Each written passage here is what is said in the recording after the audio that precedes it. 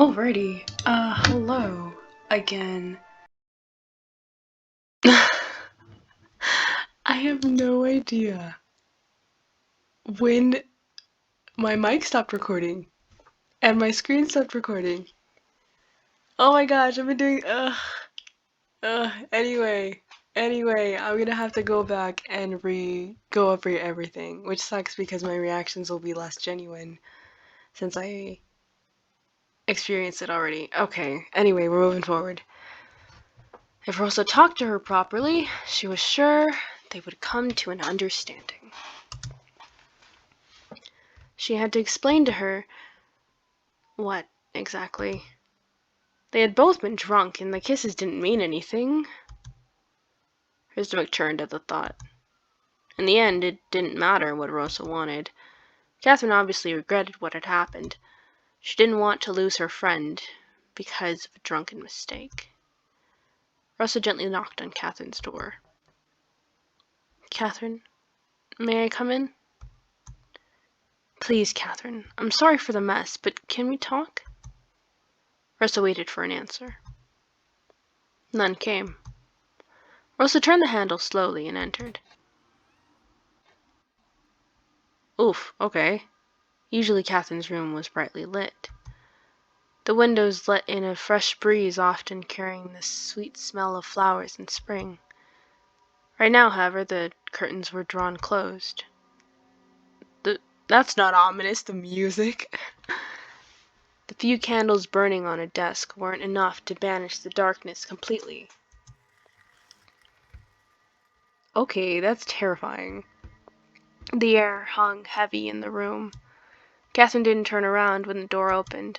She just stood there, unmoving, in front of a wall. The sounds of something scratching along a rough surface filled the air. Rosa felt a shiver run down her spine at this sound, and her muscles tensed instinctively. She approached Catherine slowly and apprehensively. Then she came closer. When she came closer, she could hear that Catherine was whispering the same few words over and over again. He loves me. He loves me not. Catherine giggled. He loves me. He loves me not. Catherine, are you all right? Rosa stepped next to Catherine and peered at her outstretched hand. In the dim light, it took a moment for her to make sense of what she saw. Ooh, that's terrifying. Catherine was scratching at the wall. The damage she had done to the wall was nothing compared to what she had done to her fingers. That sucks, 'cause she's a pianist. So, if she wrecks her fingers... Damn. Okay, in case I don't go back and play the rest of the chapter, which I really should, but nobody watches these anyway, so it doesn't matter. Catherine and Rosa got drunk, had a steamy little make-out sesh, and then Rosa felt like kind of strange, like she wanted her heart and all of her love, and she was like, and then Mother was like, stop. And she was like, no, like, so then she pushes Catherine away. Catherine trips out because, she came to, I guess, and she leaves.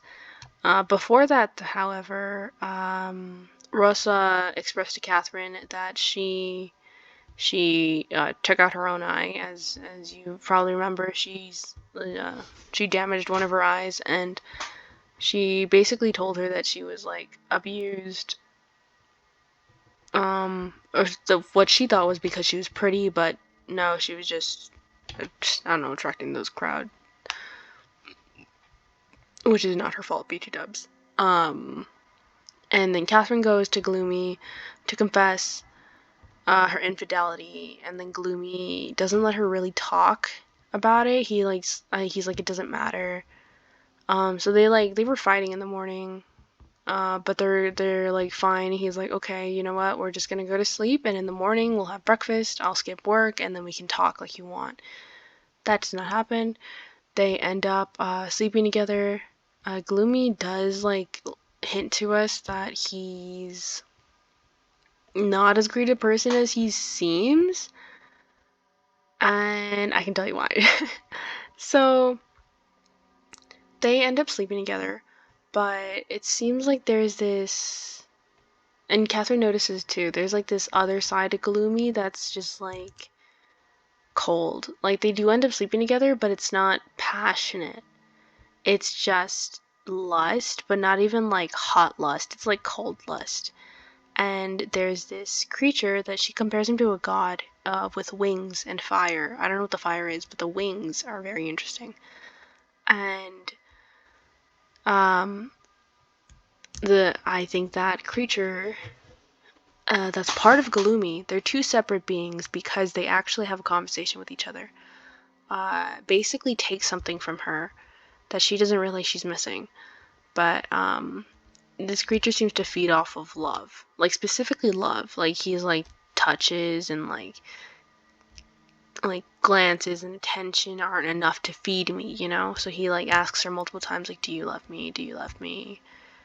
And then he takes something from her, basically leaving her cold and missing something important. And I'm assuming this is how she turned out. This is Catherine after that, which is interesting. But what's also interesting is that when they were having their little makeout sesh, Rosa was starting to feel something similar to what was actually happening to Galumi. The whole like I want her heart, like I want her, like I want her love. Like not even specifically that I want her, but more like I want her love, I want her heart.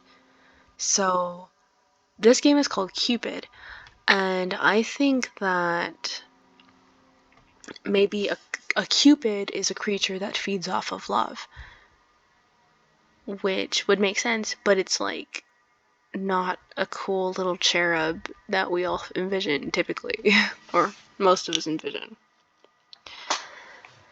And we conclude. That's just in case I don't go back and play, because like there is, without the mature filter, I will say there is like their whole session, I guess, between Galumi and Catherine is spelled out. It's said, and I was reading it, and it was it was terribly uncomfortable.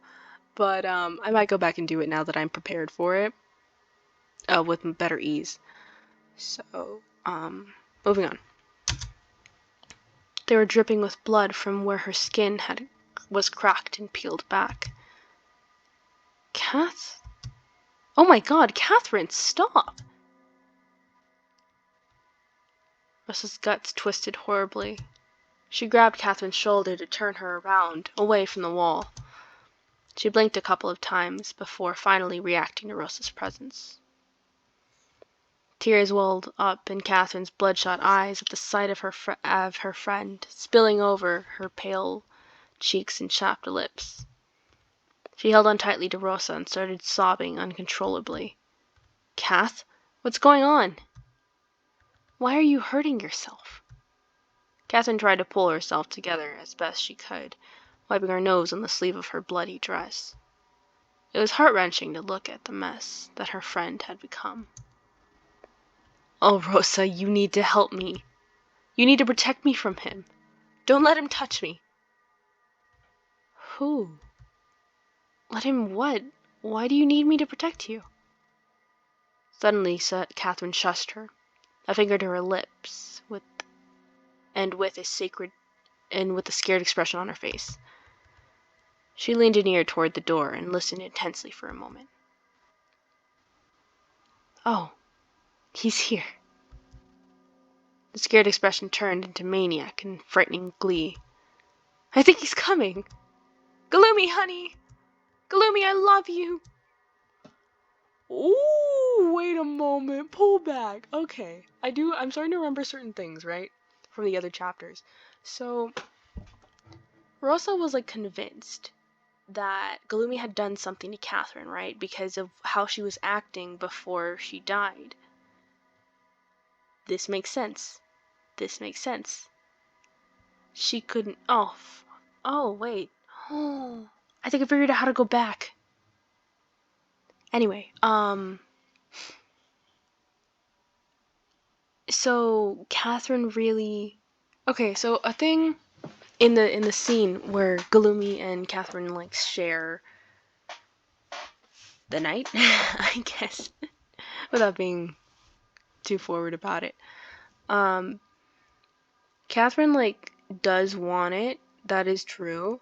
Like she does want to do it, but she kind of like a part of her starts to like notice that something ain't right. Something's not good. But she's so overcome with desire and basically lust that she doesn't stop. She goes all the way. And by the time that whatever Galumi ends up taking from her is taken, like that's the last thing that killed any doubt. But it's not like, oh, all my worries are gone. Like, I feel good now. It's just like, I feel empty. There is nothing else. You know, kind of like that ominous, this is a horrible example, but, like when the dog's barking in movies, and then all of a sudden the dog just stops. Like, you know, dog's done barking, your sense of fear stops, but it doesn't stop. It kind of just freezes over. You know? Maybe. Maybe you know. After yelling the last word, Catherine started sobbing again, with more tears streaming down her face. Before Russell could try to console her, however, her sobs faded into hysterical laughter. So she's like slipping in between this, oh, what's it called? It's not bewitched. That's not the word I'm looking for. Like um, spellbounded Catherine and like conscious Catherine that's like, this is a terrible existence. This is a terrible. That's the best words I could use, actually. It barely left time for her to gasp for breath. So this like obsession with love, with giving him love, but it's like sucking the life out of her. That's interesting. Oh, Galumi, I love the way you pull me close to hug me. I don't know what that reading was. And how kind you are to everyone you meet. And your eyes. What's going on here? Galumi stood in the door, frowning. His eyes wandered across the room and caught sight of Catherine. His face froze in shock.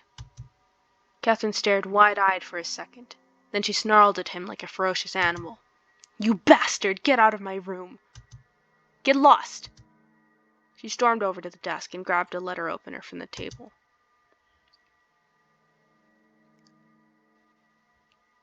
Sorry, I was like I was like trying to remember something about her. They were saying that she had issues, right? I'm trying to remember, like, there was a scene when they were in a piano room and she like killed her sister on accident, right? And she like went into a spiral like mentally. So this is just not good for her, especially since no one's gonna believe that something's wrong with her, like externally, like there's an external force at play, because she's had episodes like this before.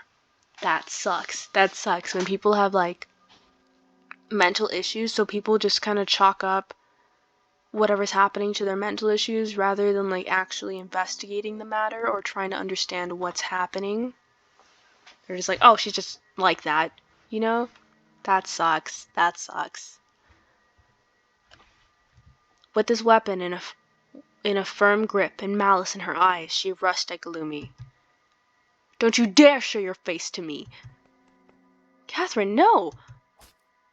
Oh, she cut him! Oh, she stabbed him! The knife plunged into Galumi's arm.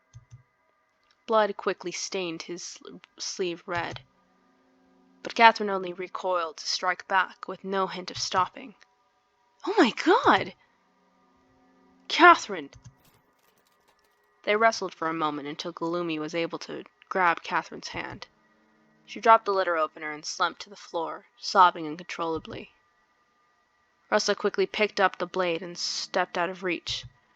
When she turned around again, Galumi had already pulled Catherine into a tight embrace. Between her sobs and hiccups, Russell could hear her apologizing. Oh my god. I'm so sorry, Gloomy. What? I'm so sorry. Do you love me? Please, Gloomy, do you love me? She repeated the question over and over again, no matter how many times Gloomy reassured her. It was probably a good idea to find something to calm her down. Rosa didn't feel completely at ease doing so, but she left her friend alone with the Marquise for a few minutes. Later she returned with a glass of water laced with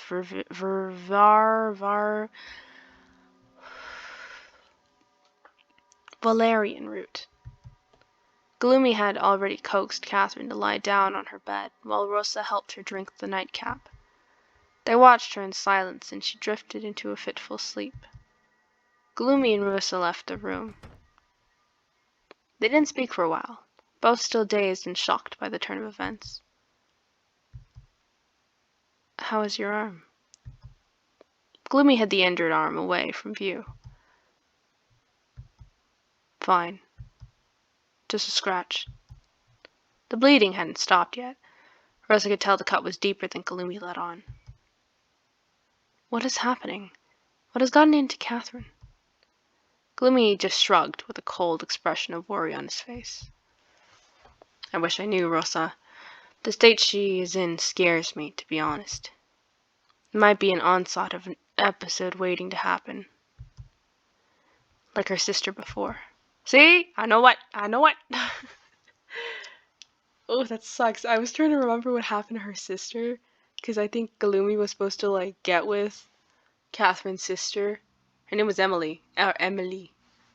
But, and then I just recently remembered she died. That sucked. Rosa's mouth tightened. How dare you say that? She's not crazy. Thank you, Rosa. Thank you. She's lost her mind, but she's not crazy. Rosa searched his face for traces of a lie, but it was like a mask contorted by worry. She couldn't tell whether he was lying or telling the truth. Did you know what she said to me? She asked me to protect her from you. What did you do to her, Gloomy? Did you hurt her? You know I wouldn't. I didn't do anything. Okay, one moment. All I know is that she is unwell, and I am somehow the target of her psychotic state. That's it. But why? Stop. Stop it, Rosa. It hurts me too, seeing her like this. Please stop questioning me further. I'm going to call for a physician. Please stay with her in the meantime. See that she doesn't harm herself again. For a moment, he met her eyes. Before she could say more, however, he turned around and left.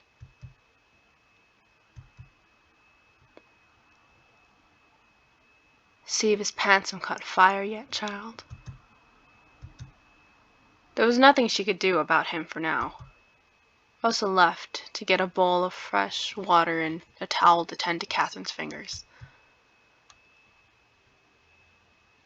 Catherine had an uneasy sleep while Rosa cleaned her wounds as best as she could.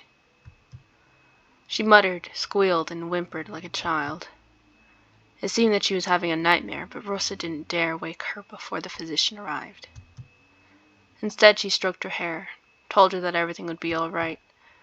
She tried to appease the growing confusion of voices in her head. What had happened between Catherine and Gloomy?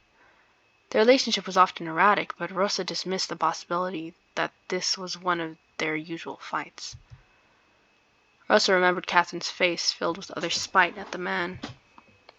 She had never seen that much hatred in Catherine. After a few minutes, Catherine's eyelids fluttered open. She looked around with some confusion, then her gaze settled on Rosa. Tears welled up in her eyes.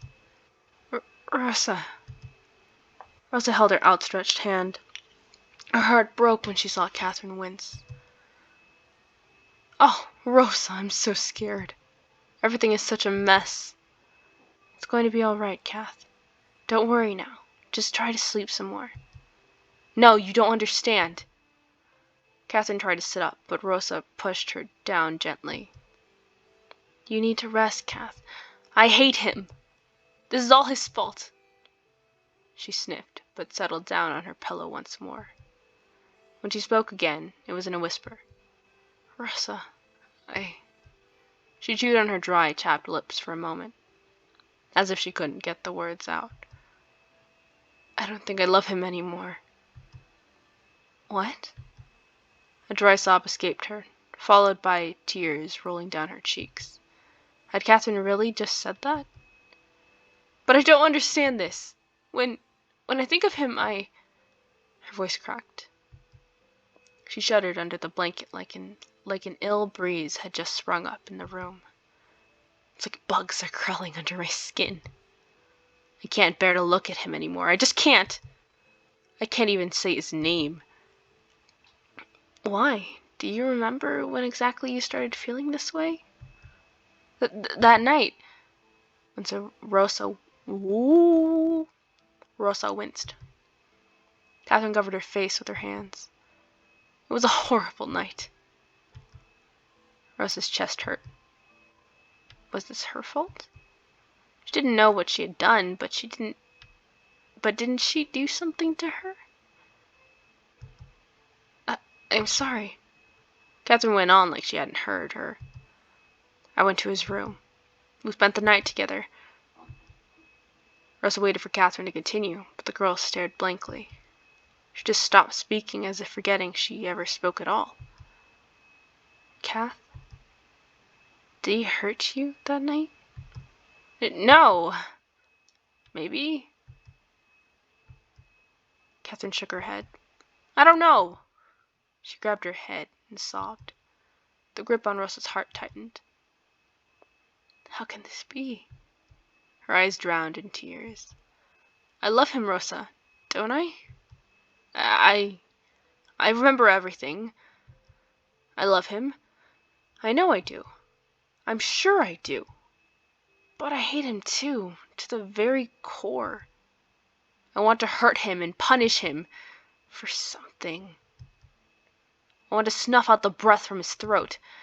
But sometimes Catherine's eyes went blank. I just don't care for him at all. Sometimes I feel nothing. Nothing at all. And that scares me more. She laid on the bed, quiet now, letting the tears flow out of her eyes without wiping them. I'm going mad, Rosa. Catherine. I am, aren't I? Like my sister. Like my mother. Oh, wait. I remembered this wrong. My bad. Okay, so it wasn't Catherine that was having an episode. It was her sister who was having an episode. She still killed her sister, I think. She pushed her and her sister snapped her neck on the piano or something. Which is interesting. But I think it was her sister that had gone mad a little bit, and then their mother had gone mad, and so Catherine thought she was gonna go mad, and now it's coming back. Okay. It runs in our blood. They said I am a child of a mad woman. They said I'm going to turn out exactly like her. Rosa stroked her hair and tried her best to soothe her, saying that everything would be all right. They were empty words, but she didn't know what else to say. She wanted them to be true so badly, for her friend's sake as well as her own. But was Gloomy really the cause of Catherine's confusion and pain? Pangs of guilt pricked her like tiny needles. Or was this her fault? Rubbish, you fool. This is all his fault. I can feel it. We must get to the bottom of this. Yes, Mother. Rosa looked down on her best friend and nodded slightly to herself. Everything will be all right, Catherine. I promise. She would make it all right somehow. She had to. The physician arrived shortly, but he did little to help Catherine. Catherine never regained her personality. She remained moody and irritable, breaking out into fits of hysterical laughter or heartbreaking sobs at seemingly random intervals. Gloomy and Rosa would take turns to tend to her. Her moods fluctuated, her temper uncontrollable. There were times she begged for attention from Gloomy, almost clinging to him in despair, never letting him out of her sight. Other times she couldn't stand his very presence. Soon, neither Gloomy nor Rosa could console her any more. She withdrew entirely from the household. She starved herself, stopped eating, stopped caring for herself. This is redundant. I know this is like an important part, but like it's just, she starved herself, stop eating. Well, duh, she starved herself. Like,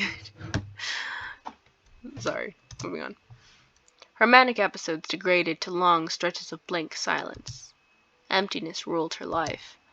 Looking at her eyes in those last days, it was like a fire had been snuffed out behind them. Like the star that had been shining through had imploded.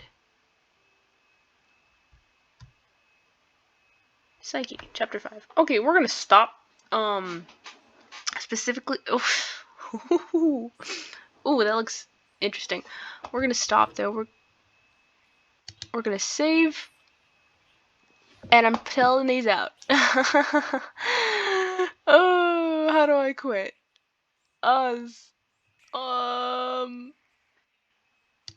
Options. Oh, okay. We're gonna save the game again. Here. Yes. And then we're gonna return. No, we're not gonna return. Hi, how do I quit? Main menu. Enter the menu. Yes. Okay. Okay. I have no idea if. Oh, that freaked me out a little bit. Okay, the whispering freaked me out a little bit. I wasn't ready for it. But, so. Right. I have to go back and play that piece. But I don't know when it stopped. I don't want to, but I have to. Maybe I don't have to. You know what? Here's what I'm gonna do. I'm gonna upload the first piece and the second piece, and I'm just gonna skip it so I can continue playing this game and get through it. Because if I stop now and go back, I'm probably not gonna continue. And then if everybody's interested, I'll go back and replay chapter 4. But yeah,